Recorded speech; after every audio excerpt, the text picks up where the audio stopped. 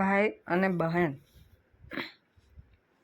ભાઈ અને બહેન એ આપણા મા બાપે આપણી વૃદ્ધાવસ્થા માટે રાખેલી બહુ મૂલ્યવાન સંપત્તિ છે, જેની કદર આપણને ખૂબ મોડેથી થાય છે.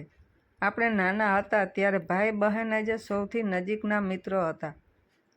દરરોજ સાથે રમતા, જમતા, ઝઘડતા, છતાં એકબીજા વગર ચાલતું નહીં.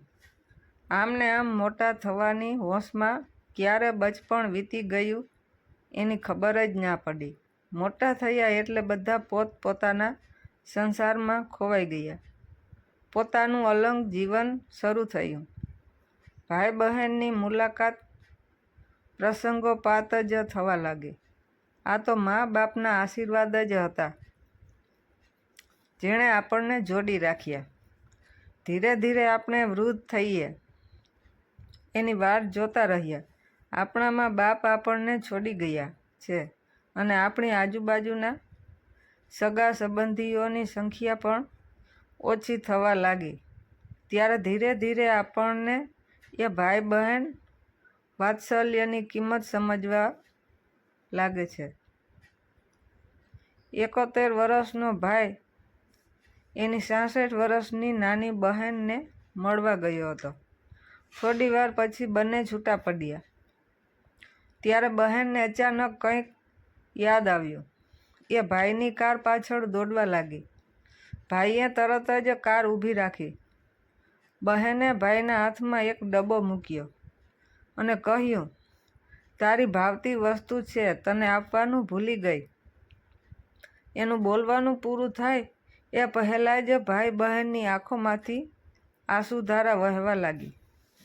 આ ઉંમરે ભાઈ બહેનનું મળવું એ ખૂબ જ ભાગ્યની અને ગૌરવની વાત છે. હા, આપણે મોટા વૃદ્ધ થઈએ ત્યારે જ આપણને સમજાય છે કે આ જગતમાં લોહીના સંબંધોથી જોડાઈ રહેવું કેટલું મહત્ત્વનું છે.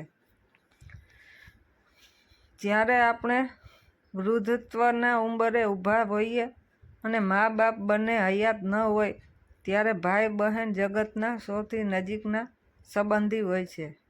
મિત્રો દૂર જઈ શકે છે, છોકરાઓ મોટા થઈને દૂર જઈ શકે છે,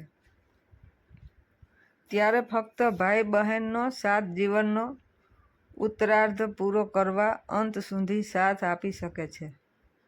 આપણે વૃદ્ધ થયા તોય ભાઈ બહેનો ભેગા મળીએ તે એક અનેરો આનંદ છે. એમના સહવાસ માત્રથી નિસ્વાર્થ હૂંફનો અહેસાસ થાય છે અને તે અહેસાસથી ગમે તેવી મુશ્કેલીનો સામનો કરવા માટે હિંમત અને બળ મળે છે. ભૂતકાળમાં કોઈ અપ્રિય ઘટનાઓ કોઈ કારણોસર કે મજબૂરીથી થઈ હશે, તોય ભાઈ બહેને એકબીજા માટે વધારે સહનશીલ અને ક્ષમતાશીલ રહેવું જોઈએ. એવી કોઈ ગાંઠ નથી જે ભાઈ બહેન વચ્ચે બાંધી શકાય. એવી કોઈ ઢાલ નથી કે જે ભાઈ બહેન વચ્ચે આવી શકે, અને કદાચ આવી હોય તો એને કાઢી ન શકાય. ભાઈ બહેને ક્યારેય જૂના ઉખેડા કાઢવા નહીં, નારાજગીને પોષવી નહીં.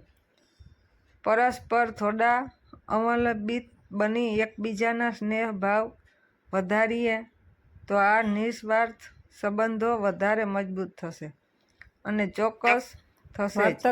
કારણ આ સંસારમાં આપણા મા બાપે આપણા માટે રાખેલો આ સૌથી મૂલ્યવાન લોહીના અતૂટ સંબંધનો વારસો છે.